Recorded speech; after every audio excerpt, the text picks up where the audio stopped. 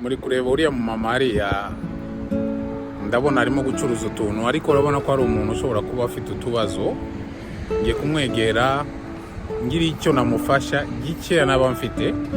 Murabizi neza yuko ko turimo kwegera iminsi mikuru ya Noheli akenshi twiciraho ko ari iminsi yo kubinezeza, tukibagirwa ko ari iminsi yo kwitanga.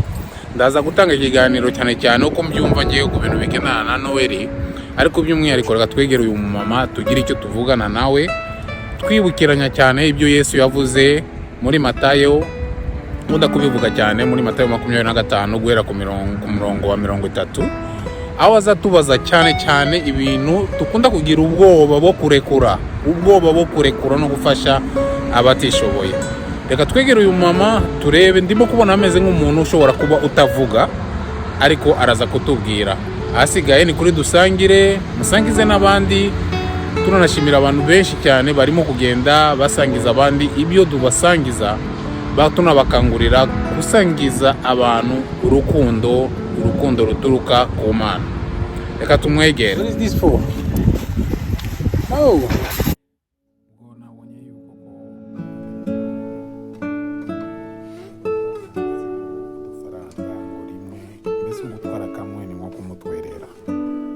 Avuga yuko ko afite ibibazo byaho kuba n'ibyo kurya, ariko murabona ko yabishakishije mu gushakisha ku buryo bufatika. Afite utuntu yafashe aradukora tuba nka porte-clé n'ibintu. Urabona yuko ko azi gushakisha, afashe udukweto dutoya cyane twabana biminja, ahita adutera nawo n'uduporte-clé. Aravuga yuko ngo ushobora kumufasha ayo ushaka, nimba ushaka $1, $3, $4, nta kibazo, wamfasha ibyo ushaka. Rero nahise nshakisha amafaranga ndebe icyo namufasha. Urabona yuko ko ubuzima busa nkaho butameze neza. Akenshi bibaho mu mibereho yacu, aho usanga hari igihe byanga, tukaba dukeneye abantu bashobora kudufasha. Urakoze cyane ari gushimira, nabonye ko namwongerera utundi dukeya, kuko urabona ari umumama usa nkaho ukeneye ubufasha koko, kandi uzi no kureba uburyo ashakisha, nubwo biba bigoranye cyane kugira ngo abone n'abantu bamugurira, kuko inaha kenshi iyo ugurisha utuntu hanze, urabona ntabwo yatugurishaga kugurisha, yashakaga mbese ni nk'impano, wowe araguha ariko ukamuha donation. Urakoze.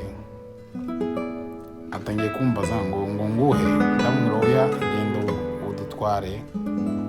Yahise agenda, ariko ntibyarangiriye aho ngaho, kuko nagiye ndatekereza, ndavuga ngo nari ndi ku isoko, ndavuga ngo ariko wareba ukuntu yakongera akamufasha.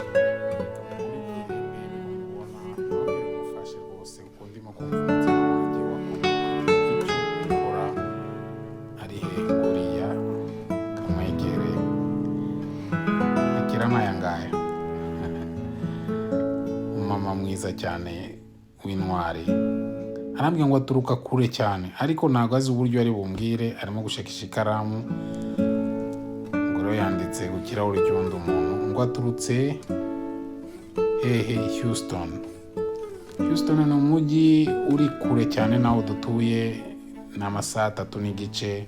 Ngo niwe atuye, ni umujyi wa 4 munini muri leta zunze ubumwe za Amerika, ukaba n'umujyi wa mbere munini yanga muri Texas. Ngo niwe atuye. Nukuri yakoze urugendo rukomeye cyane kugira ngo aze kubaho, sinzi uburyo yaje, ariko nahise mubwira ngo aze tugende ku modoka ndebe ko nakongera kureba ko nabona yandi nibura mufashe ayandi make. Murabona ko mfite n'ibintu ntabitaye aho ngaho, ariko ngiye kwanza gufasha gukorera Imana, kuko akenshi nibyo bintu biba bikenewe cyane mu buzima. Nahise mubaza nanjye nandika, ari ndabaza ngo ufite abana?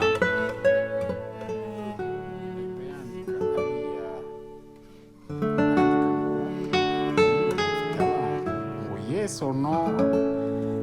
Biragoye gusoma ibintu yandika, gusa igikuru kiranga ni ukureba ukuntu umuntu ashobora kugira icyo kumushyigikira muri gahunda ze, ariko sinabashije kubisobanukirwa neza ibyo yambajije, ibyo yanshubije, ariko yishimye cyane.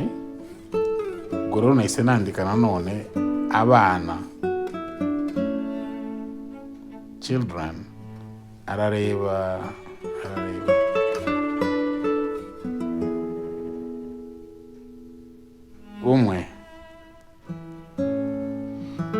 umwe gusa. Ngo rero reka nguhe akantu ugatware, ariko sinumva umutima wanjye utanyemera kugira ngo ntware akantu. Oya witwara, oya sinshobora gutwara akantu kawe, ugatware ugende nawe urebe ukuntu ubayeho. Rero namwandikiye hariya mubwira mwifurije kugira ibihe byiza, arambwira ngo ntabwo ari bugume inaha, ngo aragenda arasubira hariya muri Houston. Imana imumugisha umumama kandi ibane nawe muri byose. Nawe umuvandimwe urebe iyi video, Imana